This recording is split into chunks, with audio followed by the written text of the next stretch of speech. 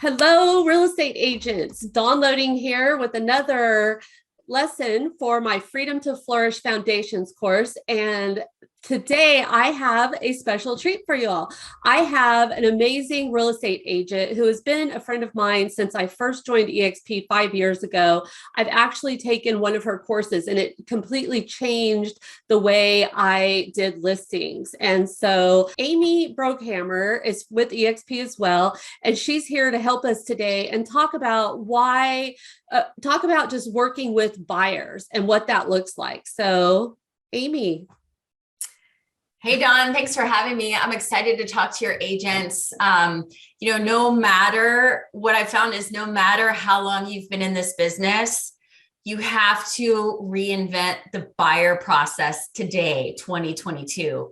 Yeah. It doesn't matter if you've been in the business for 30 years or 15 years. It's now harder to help a buyer than it is to help a seller.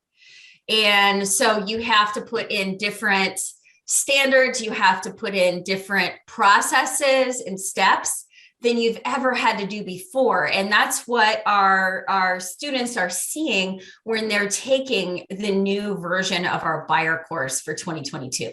So I'm excited to talk a little bit about that. That's amazing. As you know, I really started focusing only on listings in my real estate business when I first joined EXP. So that's all I was going for. I would just refer the buyers out. And so I've not really had to deal with the buyers. And so then with taking on the leadership role, I now have agents and I started working the buyers again a couple of years ago. And we've just nailed it with the buyers from 2020 and 2021.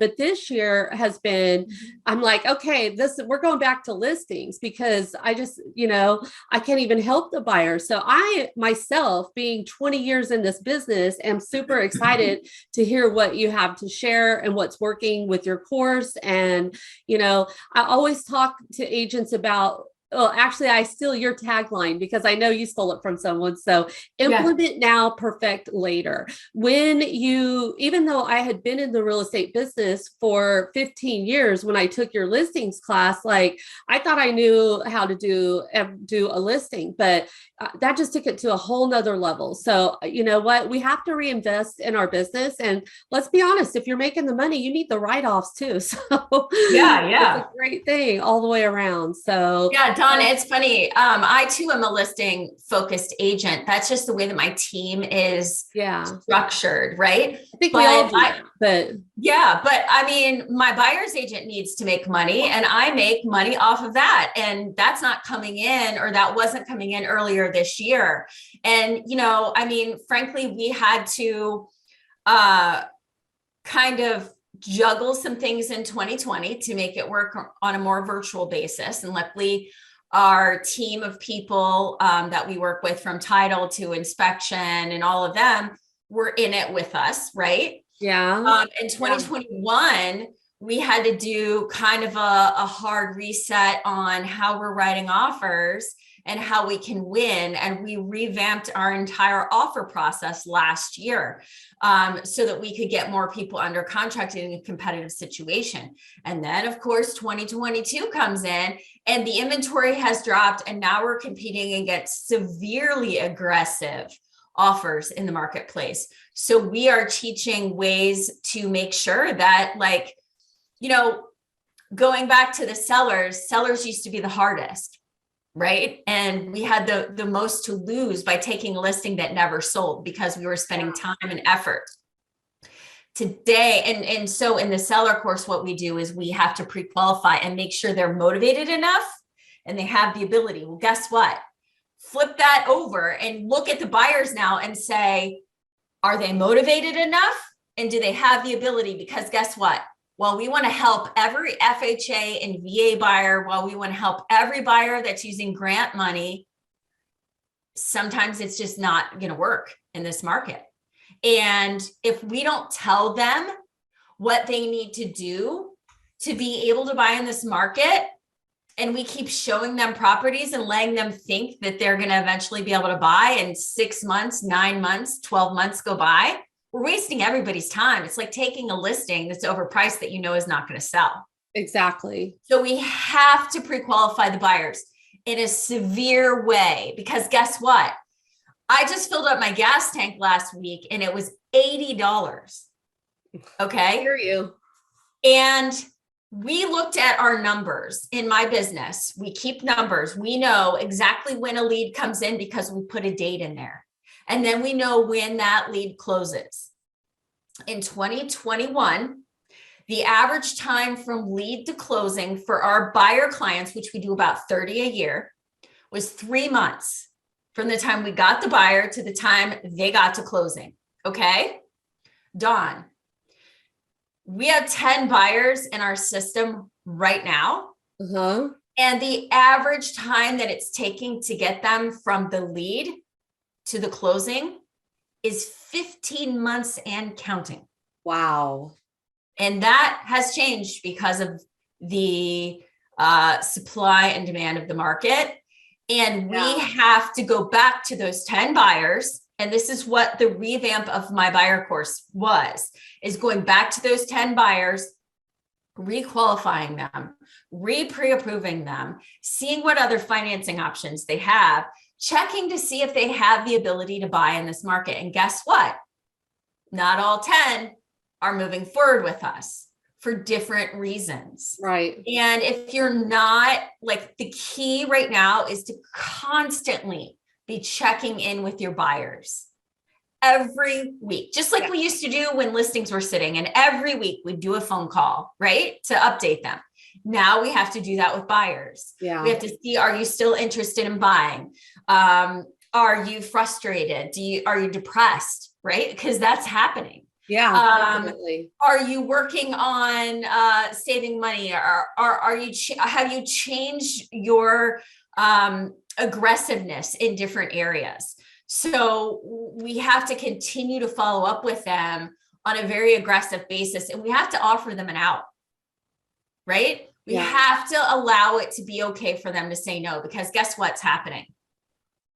A lot of buyers feel bad to tell us, I don't think that I can do this anymore. Yeah. And it's okay. You have to let them know that it's okay. And you have to give them that open door to tell you, because guess what? If they're afraid to tell you, you're going to be doing work for someone that's not really in it. And you're taking time away from other people who are motivated. Right? Or lead generation time, like so many different things that you're taking time away from. I preach that.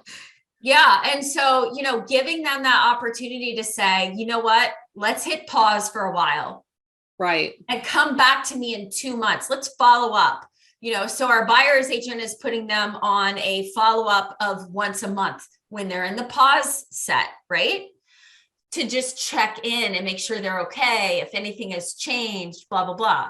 That, when I teach a course on how to say no effectively, right? And how to feel good about saying no. And I always have a hard time saying no to people, right? Yeah. But there's coping mechanisms that make it easier. So that's what I'm teaching, buyer's agents, to give their buyers a nice way to say, no, agent, I'm not in this anymore. I can't do this anymore. Right. Yeah.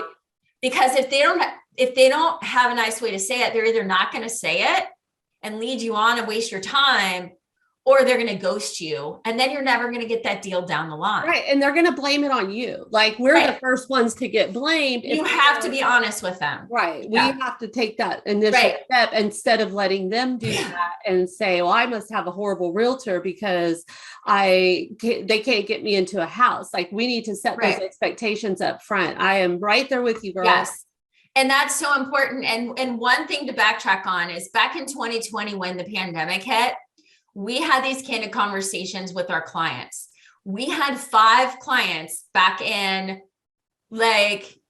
end of March 2022 say, I need to pause, right? We call it pausing. Yeah. All 5 clients end up buying a house and closing in 2020 with us. Okay. So agents don't need to be afraid to encourage their clients to pause. Right. Because if you are honest and transparent about what the market is and isn't, and you let your buyer make the decision of what's best for them, they will come back to you. Do not be afraid to lose them. Now, you're going to want to keep in touch with them, but do not be afraid to lose them.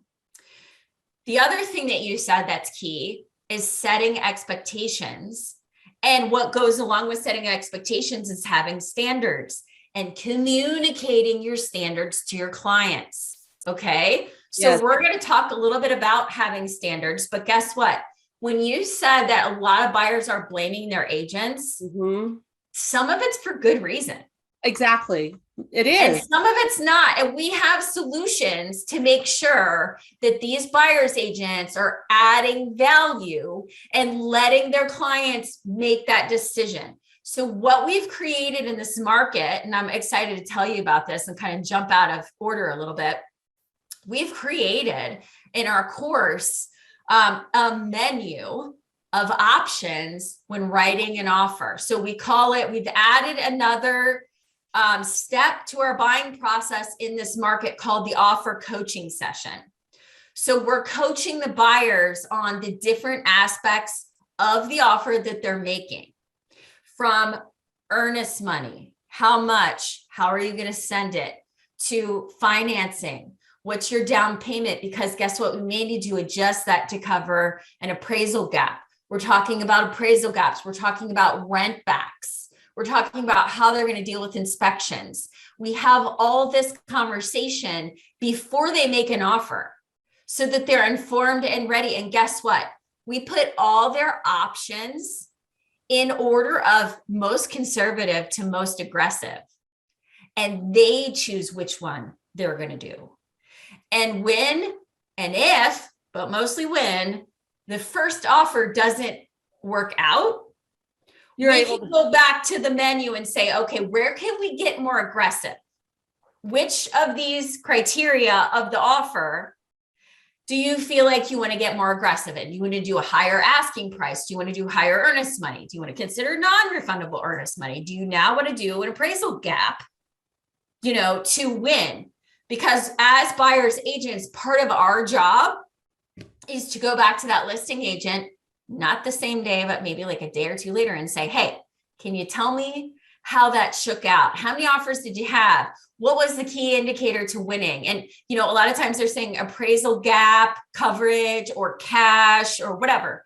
But we need to know what's happening so that we can go back and counsel our buyer and say, okay, on this last one, the guy won because of an appraisal gap.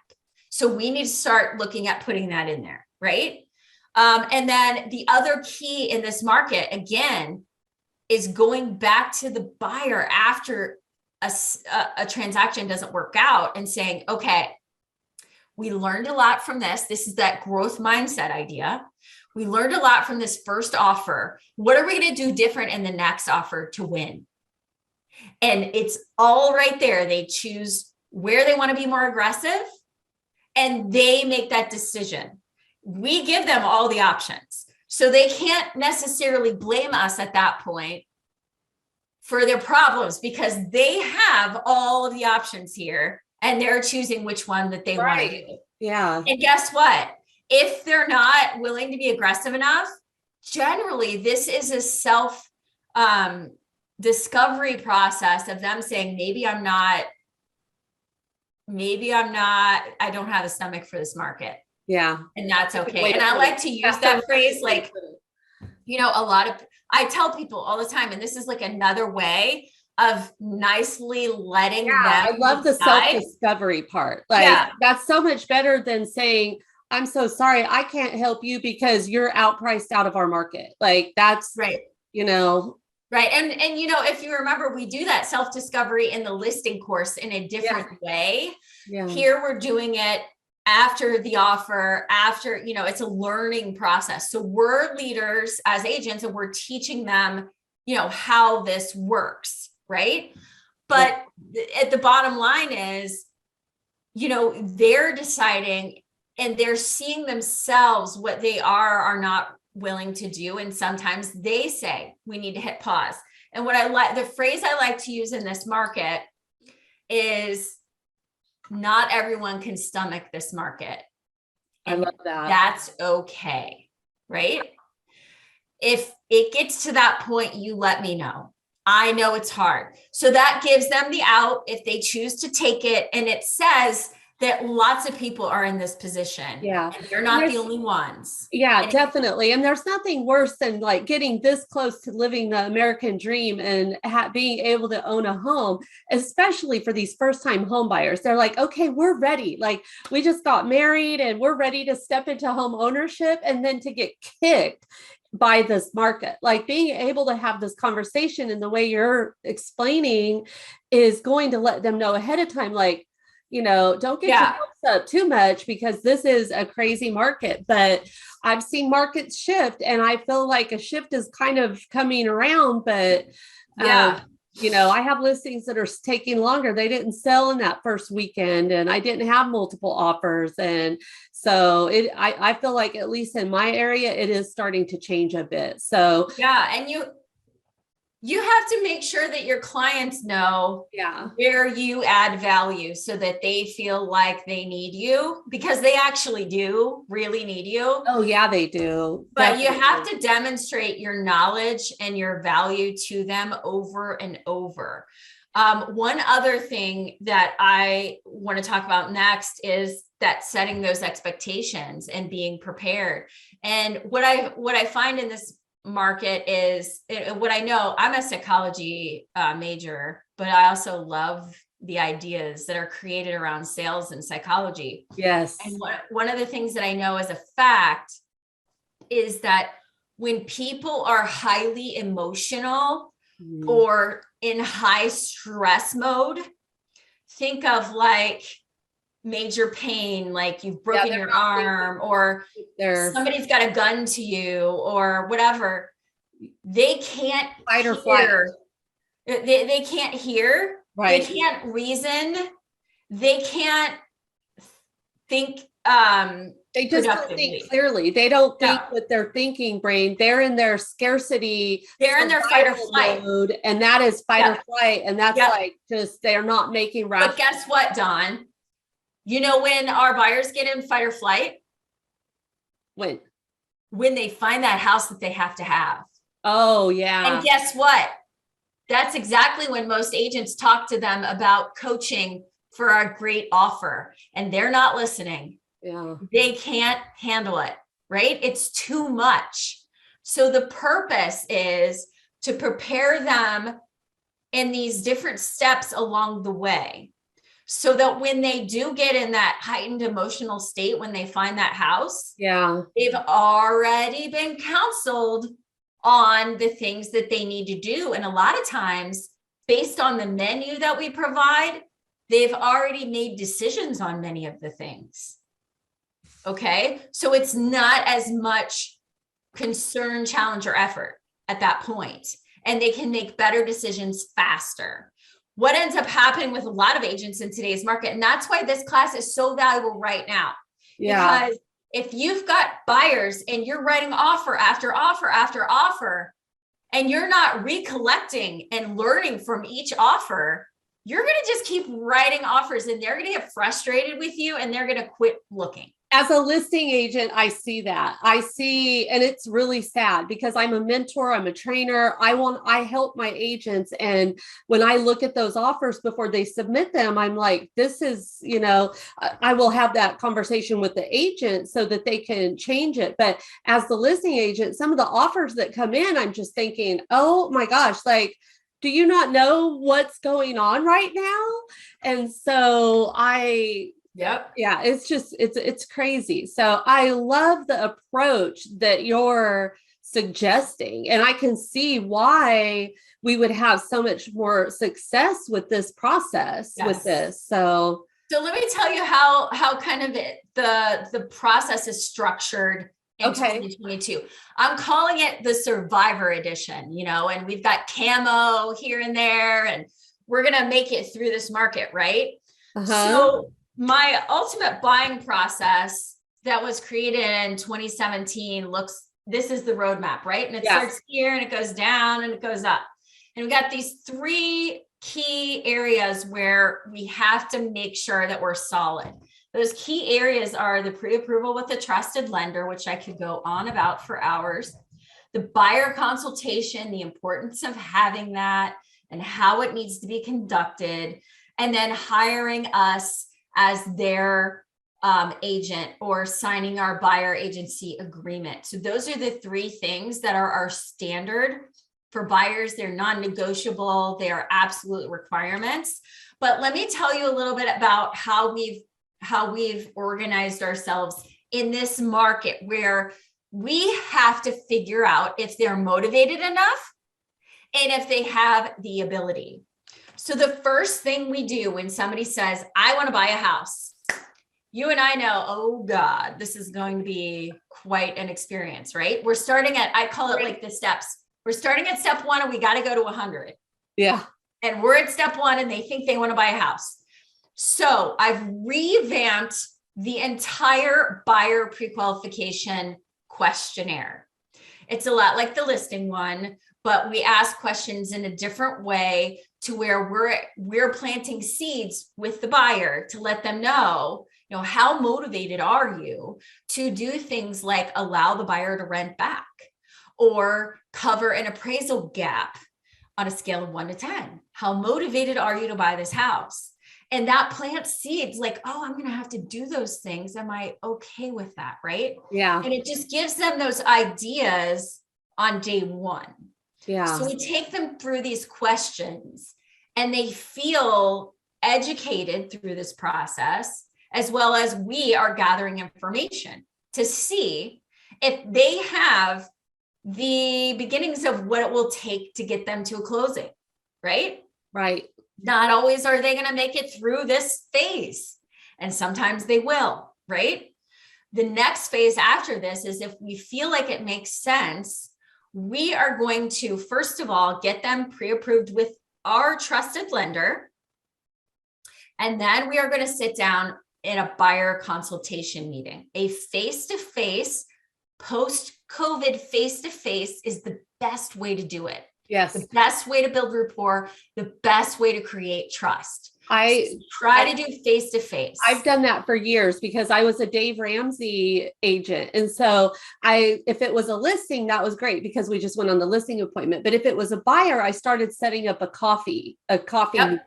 And I just say, there's a lot of information that I need to go over with you. Can I buy you a coffee? Can we just meet at, this is my favorite coffee shop. And that got me the deal almost every time, just face to face, because you're able to build that rapport and so I love it. Yeah. Yeah. I feel like, I have to tell people now's the time to get back face to face because first of all, every step that you take that you have them do, you're testing them to see if they have the motivation to do it. So before we sit down face to face for coffee, I need you to get pre-approved with a lender. End of story. If you don't do that, we're not meeting face to face. Then I need you to be confident enough to meet with me face to face to have coffee, because guess what?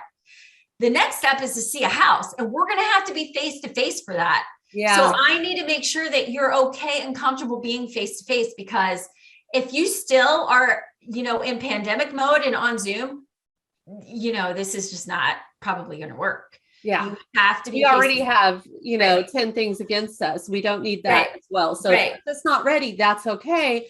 I would love to be the agent that you want to work with when you are ready. I will follow. Is it okay if I follow up with you in 6 months? Yeah. No, it's okay if we have a lot of relo buyers. So they're in California and we want to do this counseling session. So, there are use cases for doing it on Zoom, but I encourage everybody to get face-to-face. It makes everyone get to trust faster, which is the key. So the 2 things that we require before we sit face-to-face with coffee at the buyer consultation is they have to get pre-approved with the lender, because we're going to talk about their financing at the counseling session. So we need to know what that is. We're not talking if you can qualify for this, if you can buy first, if. No, we don't have time for that. We need to know what you can and cannot do. Then we also send them we have a Google form created that you can use and adapt in your business, but we send them this online Google form. The Google form asks a little bit more questions about kind of the house that they want. Do they need an extra bedroom? What are they going to do with the extra bedroom? Do they have to have a garage? What about schools? What's important to you? Is it important to you? And then we're asking some of the same questions we asked on the pre-qualification phone call. And why are we doing that? Because answers change from the first time they talk to you to the second time they talk to you. And that's okay, because guess what? Every time you talk to them, they're learning things from you. And they're putting that in their Rolodex in their head. And they're like, oh, well, maybe now I need to be more reasonable about that fourth bedroom that could actually be like a sunroom or something that I can, like every single time they're changing an answer. And it's your job to pay attention to that and to notice that, right? And you're continuing to plant seeds. So even that online questionnaire plants seeds of what's to come. So then our agents are printing out the responses to the online questionnaire, and they have the pre-approval letter, and they're going to sit down with that client face-to-face at the buyer counseling session. The questionnaire, we encourage them to read through it before they sit down and meet with the client, just like a doctor would when they're reading your chart before they come in the room to see you to recommend treatment, right? They know what you've got, and they're going to counsel you moving forward. So there are things like, for example, I want to pay around $300 for a house, but I want to be in Indian Hill. Guess what? The average sale price in Indian Hill is 1.5 million. Yeah. Probably not going to happen for 3 years, but at least we know that before we go in, so that we can prepare them and already have the ideas of areas that they should consider if they like Indian Hill, but they need to be at 300, right? Right. So we're going into that meeting prepared to help them take the next step, instead of going into the meeting, finding this out, and then having to do another meeting. Yeah. Because we have to get a better game plan, right? Yeah. So then in the buyer counseling session, you're face-to-face. This is the agenda that your students will get when they sign up for the bonus material, along with a number of other things. But we sit down with them face-to-face. We put this agenda on the table so they know what we're going to talk about. We go through the buyer process so they know what that looks like, right? And then we gather their criteria. Some of our agents are doing it with their computer right there and showing them that, oh, there's two houses, two in your criteria, And they just went on the market and they have multiple offers on those. Right. And we teach them why having that portal, even though everything that comes in sells right away, they can still gather and learn information from seeing how fast they're selling and seeing how much more they're going for. But they can do drive-bys to neighborhoods where if they like this house that just went pending, get familiar with that neighborhood. And so the next time it comes on, you already know you like the neighborhood, right? Yeah, that's what, we live in a rural area. And I always tell the agents to tell their buyers, like, you can pick the neighborhood or the area. I will be able to find you a house eventually these days, but I do not advise the agents to go around to 15 different cities. Like, people can decide what city they want to live in on their own by visiting. Go have coffee at their place, see what the activities are, what's close by, go to the parks. Like, those are all things that you could do on your own. I personally, the house I live in right now, I used to walk this neighborhood and I knew I was going to live in that neighborhood, but it took 2 years to find the house in that neighborhood. I lived across the street in that neighborhood and I would walk over here. And so you need to, let your clients know in this market, like, they can pick the area that they want to live in. You don't have to take them and chase houses in different cities. So what you're saying is, like, the buyer and the buyer's agent are a team and they have to work together. When you're on a team, some people do this job and some people do this job, right? Right. Your job as a buyer's agent is to negotiate, to get them what they need. Their job is to explore, to keep an open mind and to be ready, right? And so at that buyer consultation session, we have them sign our buyer loyalty agreement or buyer agency agreement. And on that agreement, we break out what their responsibilities are and what our responsibilities are. And we go over those. Their responsibilities are to drive by houses, keep going through neighborhoods, make sure that you know the areas that you want to be in. And in this market with a limited inventory, what we're seeing is tons of people are like looking outside of their main core area, and that's okay. And we encourage that. We're not doing it, they're doing it. It's their job to do that and make sure that they like those areas before we put that in, because it's going to be a race to that house once it comes on the market. And if they don't already know that they want to live there in that area, it's not going to be as motivating for them to get there. Right. So the consultation is really about talking about the financing plan, talking about the process that we're going to go through to buy a house. Then what we do there is we set up what we call a exercise. The reason why we're doing exercises in this market is because normally at the end of the buyer consultation, what we would do is we would say, let's find a time on a Saturday when we can go out and look at 3 to 5 houses. Well, guess what? There aren't 3 to 5 houses. No. So what we're doing is we are finding a time that we can go out that works. And then we're going to look at 2 or 3 houses that are available to see, whether it's their ideal house or something similar. Okay. We're not expecting them to buy any of these houses. The exercise is to go through the house with their agent, to talk in the house, to tell your agent things you like and you don't like, and the agent's job is to not be on their phone or messing around. Their job is to be with their buyer, listening to what they're saying, making notes potentially, and learning what they like and don't like. The agent's job also is to point things out to the buyer that they may not be aware of, to make them more sophisticated of a buyer, to know what to look for, right? To feel a trust and a confidence in that agent that, oh, she just pointed out this black foundation, and then she showed us where the supports were that were added after the fact. Wow, I didn't know that was a thing.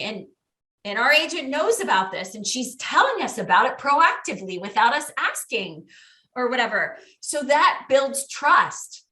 Whether it's a house they're going to buy or not, that builds trust that they've hired the right agent, and that agent is looking out for their best interest, and they're teaching them and they're leading them through this process to success. Okay. Yes. So it's super important to do the exercise, because all of those things continue to build trust and rapport and make the buyer more sophisticated and aware, right? We're not expecting them to buy one of those houses. Right. And a lot of agents are like, I'm not going to waste my time with that. Okay, well, then you can waste your time showing 15 houses and do 15 offers versus do this exercise and maybe get it on the first 1, 2, or 3. Yeah. Right. So after that process of doing the exercise, what we find is that clients are then more comfortable with a buyer's agent. They're more comfortable with thinking about the terms of the offer and getting aggressive. They've now seen properties go under contract very quickly in the last week or so. Yeah. They're also more comfortable with the idea of, if it's a couple, if it's a guy and a girl or whatever, they're more comfortable with one of them going with our buyer's agent, because we've already done this exercise and we've heard from, say, the wife that's a teacher. And then now the husband is easier to go out and see houses during the middle of the day. So they feel better about saying, yeah, I think my husband and you can go do this and we'll be okay, right? Yeah. After the exercise that happens. That doesn't happen before the exercise. Right.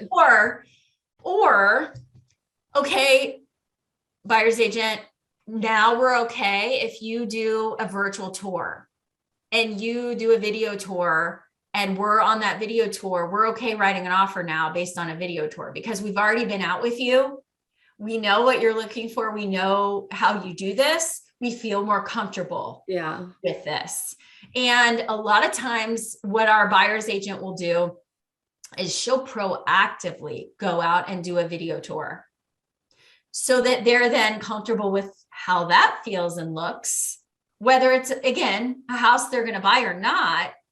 It is an exercise to get them comfortable, prepared, and know what this looks like so that they're not in fight or flight. Yeah. So that they're not scared. They've been here before. They've done this before. We all know that if somebody writes one offer, the next one will come faster than the first one ever did because they've done it before. They know what to expect, that kind of thing, right? So we're just getting them comfortable with the tools that we can use. And that's one of those things on our menu of options that we go over at our offer coaching session. We say, are you requiring that you see the house physically? Are you okay with one of you seeing the house and making an offer? Are you okay with a virtual tour for your decision to make an offer? Are you okay making an offer without ever seeing the house in person? Right? And so those are the levels of aggression that they can have. And once they get used to seeing that house within the exercise with the agent, and maybe they do a virtual one, they move their aggressive level up. Yeah.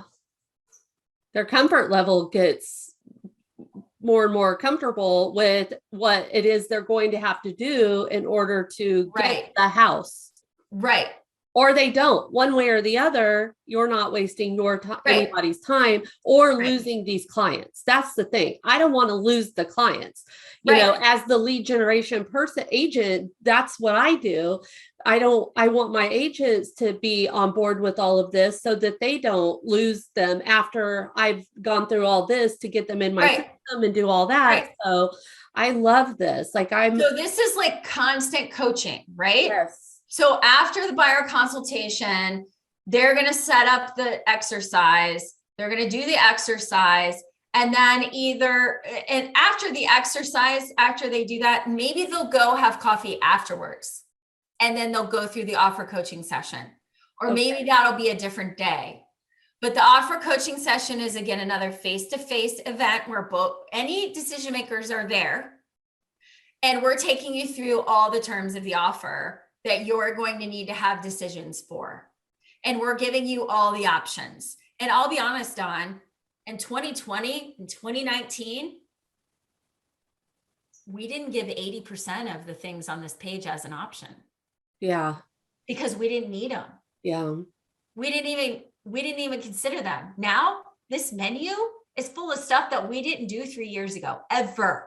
The times, they are a changing. They are, but that's my point is this is so needed right now. If you're going to survive in this market, whether you have a buyer or not, everybody's going to have a buyer. And if you don't know how to handle it, you're either going to waste hours and hours and hours of your time and their time, or they're going to go somewhere else to where someone is taking leadership role like I'm teaching and is taking the bull by the horns and giving them their options, right? So that's kind of how we've adapted this in today's market. And, you have to stick to the process.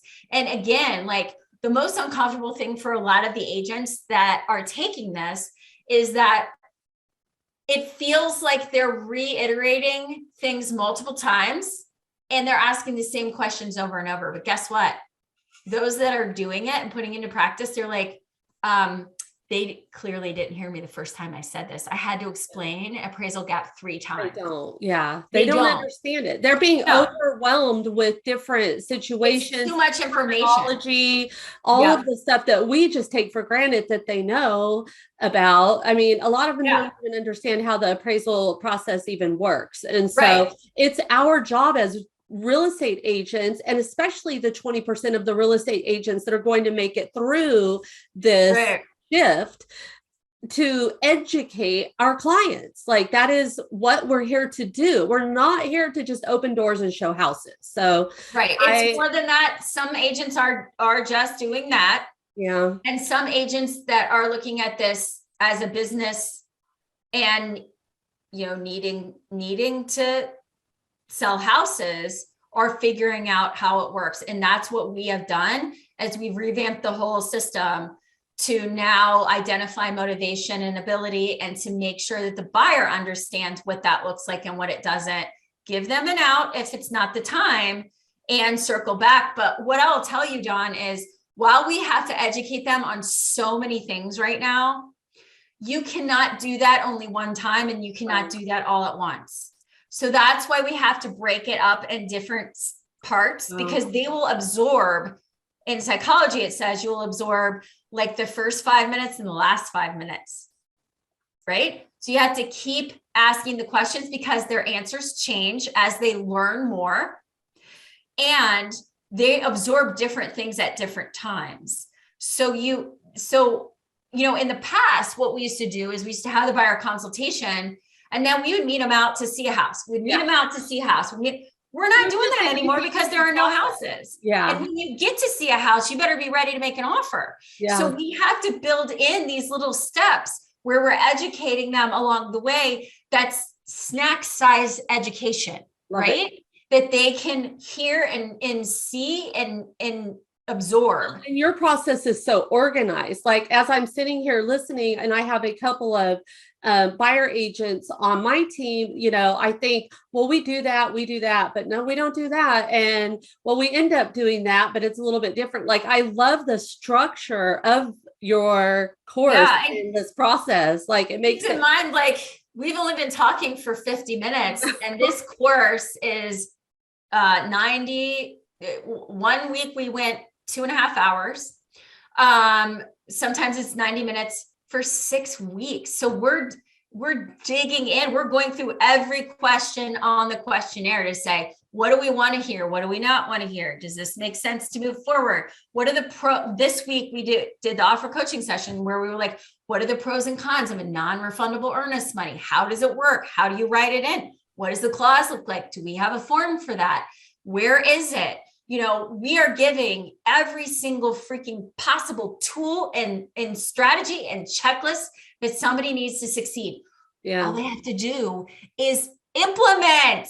Yeah. Implement. It works. Just implement it and see how it goes. It's anything new is uncomfortable at first. Implement now, perfect later. But when you implement now, you build your confidence. You do it a couple of times, then you're like, well, why did I ever do it the old way? Because this new way, like, really, I got this. Like, it just builds your confidence. And that is one of the things as a mentor, like, and seeing a lot of new agents, they're missing the confidence. And I'm telling them, take all the classes at your MLS, take all the classes that you can, and practice. Practice is everything. It is. It's like we're actors who need to practice their scripts, but to internalize it, to bring that personality from you into the script. Like, you have to internalize these scripts. You don't just sit there and read off of a script. So and it's not really a script in the way that people cringe. It's like,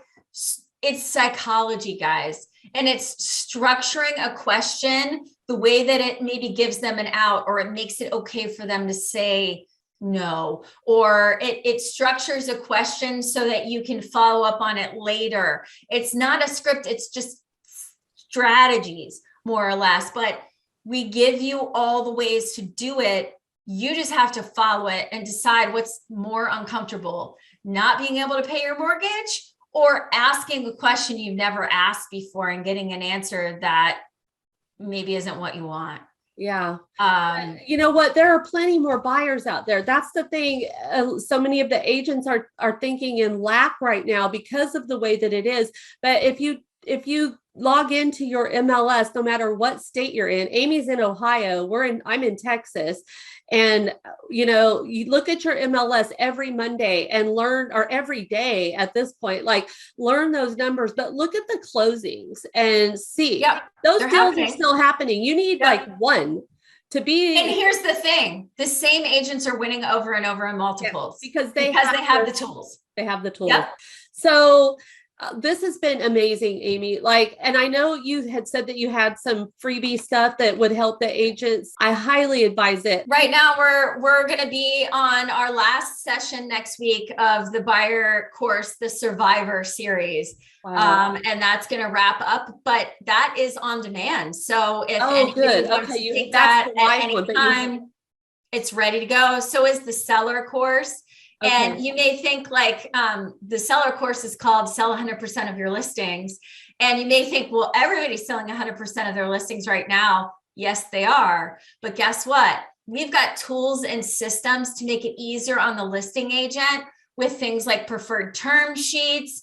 We prepare all the documentation up front. We have different suggestions on ways to list it so that you're compacting those showings. There's a lot of great ways to get higher offers, little negotiation techniques that will help you in today's market. Everything is constantly changing and evolving based on. And I will tell you, though, of course, the only one I have in here, I have a file right here on my desk that I grab this has been a game changer for me. This one right here, the listing pre-qualification phone call. It's all scribbled on because I scribble on all of them as I'm having them, but I need to refill my folder. But I will pull one of these out and go through and ask these questions. None of the other agents do what you teach to do. So really, yeah, those listings are selling immediately, but you have competition, whereas you may not have had competition before. You need to be able to show the seller why you're the best agent for the job. And flipping that to the buyer side, Dawn, we have the same questionnaire. It's different. It's tailored towards buyers, but it's the same valuable questionnaire that we ask in the beginning for buyers. And guess what? How many agents get a call and say, hey, I don't know you, but I want to see this house today. And those agents jump up and go show the house without adding any value. All they're doing is opening a door. But if you say, hey, wait, let's take a minute. Let me ask you some questions because maybe I can get you more than that, just that house to see. Yeah. Maybe I can teach you how to add value, and you're adding that value instead of just being some random agent that opens doors and that's it. Because the more value you add, the more valuable you become, and they need you in this market to succeed and find a house. Yeah. So what you're talking about is really like taking them from being a lead to a client. And that is where, that's where a lot of the confusion happens. So let me ask you this, as a team lead, like, what would you advise? How do you do your team? So I know you have a buyer agent on your team. So do you schedule the pre-buyer, the initial conversation? Do you do that yourself, or does your buyer agent do that? Have you trained her? In my business, everybody can do this different. So everybody can do this different. In my business, I've been doing this for 15 years. My buyer's agent is well-trained, been in it for 15 years, been with me for 18 years. She has the skill and the ability to take them through that phone call and those questions. And I trained her on knowing what to ask and hear and listen for. Okay. Maybe a brand new buyer's agent needs to do that with their mentor or with the lead agent for a while until they hear what that needs to sound like.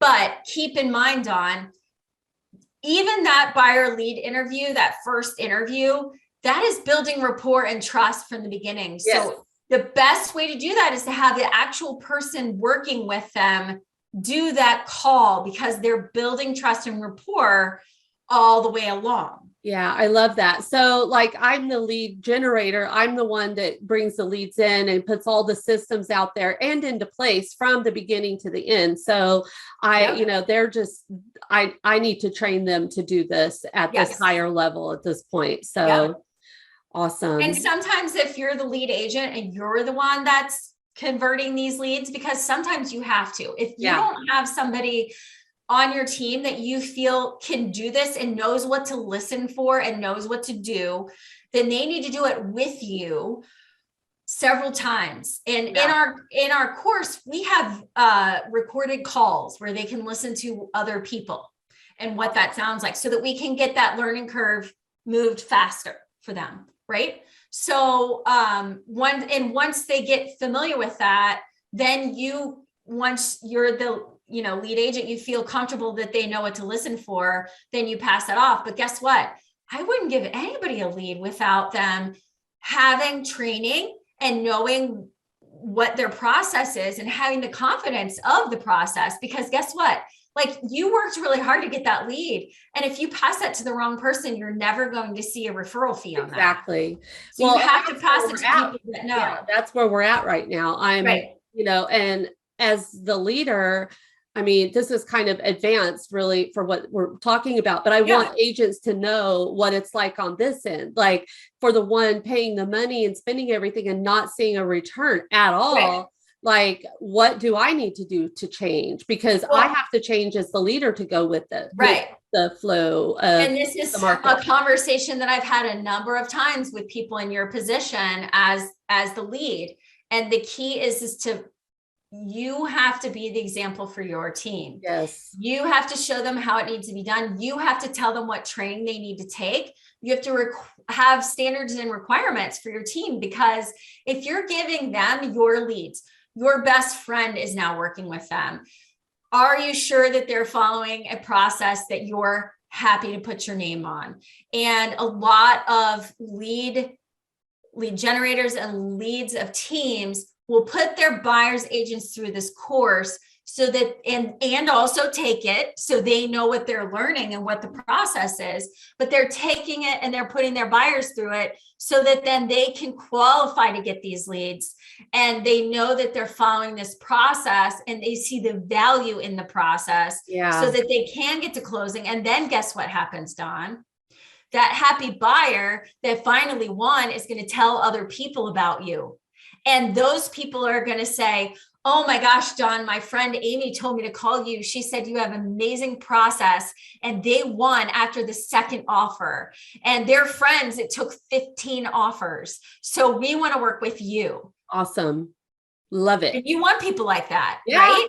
Yeah. So that's how you do it. I mean, referrals are the best way and the least expensive way to do business, the highest return on investment. And that's definitely. It's my number one way. Like, I absolutely went through this whole pandemic for the last 3 years or 2.5 years. Like, I could have survived just off of what I call it my VIP database has done if I were just selling real estate. But when you take on all these other roles, then this one is supposed to be happening seamlessly because I've already put these systems into place. But it's not, because I haven't changed with the way the market is, because I haven't taken your class. So I'm definitely signing up for your class. I'm going to put something together for my agents to have a special or something. So we'll talk about that later. But I so appreciate you having this hour-long class and helping them through this. It's all about building confidence. And when their clients see that they have that confidence, they will trust. They'll trust the process, right? Exactly. And it goes for you too, as a lead agent. When your buyer's agents see that you have the confidence in this process and this training, and they show, and you're testing them as agents to say, I have this training, will you take it? If they say yes, that's a motivator. That's someone that you want to put more time and effort into. That's someone that gets the leads, right? So just as you're testing your buyers to see if they have enough motivation to do the pre-approval, to fill out this form, to do these meetings, we have to do the same thing with our agents to make sure that they're motivated enough to get there and to lead these clients to success. Because guess what? We're going to weed out a whole lot of agents in this market. Oh, we already are. We got a lot of new agents over the past few years because everyone wanted to get their real estate license. And my course, Freedom to Flourish, which these guys are all in it, but I'm putting it out there for the world to see and take, is about building these foundations up. This is just one little piece. This is buyer week where I talk about the whole process. And then next week, we're going to have the seller process. So we're actually going to be having this conversation again next week. Amy is going to join me. So you're going to want to come back and check in and get next week's courses. But it's all about building these foundations so that you have the confidence in your business and you have your business part set up so that you can perfect all of these systems. And Dawn, I think what you're offering here is very valuable to the agents. It doesn't matter if they've been in it 1 year or 20 years. Guess what I found, Dawn?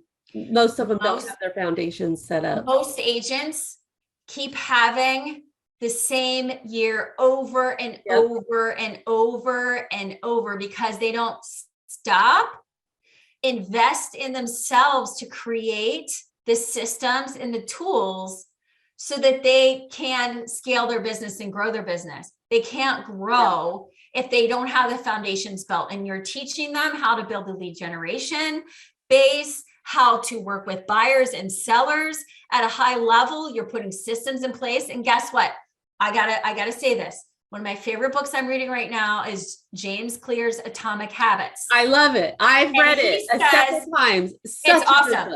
But like the main quote is, we don't rise to the level of our goals. We fall to the level of our systems. And if you don't have the systems built, you will not reach your goals. Right. You go out there to any top producing agent, and they've got systems, they've got checklists, they've got people, they know who they're going to work with. To do the training. We're the ones, we're the implementers. We're the ones trying to help and train. That's one of the things I love about EXP so much, is it's such a fabulous model for us to be able to do that and then help that next generation. Because I feel like I've trained a couple of agents to do the listing part. Like, I really don't want to do that at this point in my life. I've been doing it for over 20 years.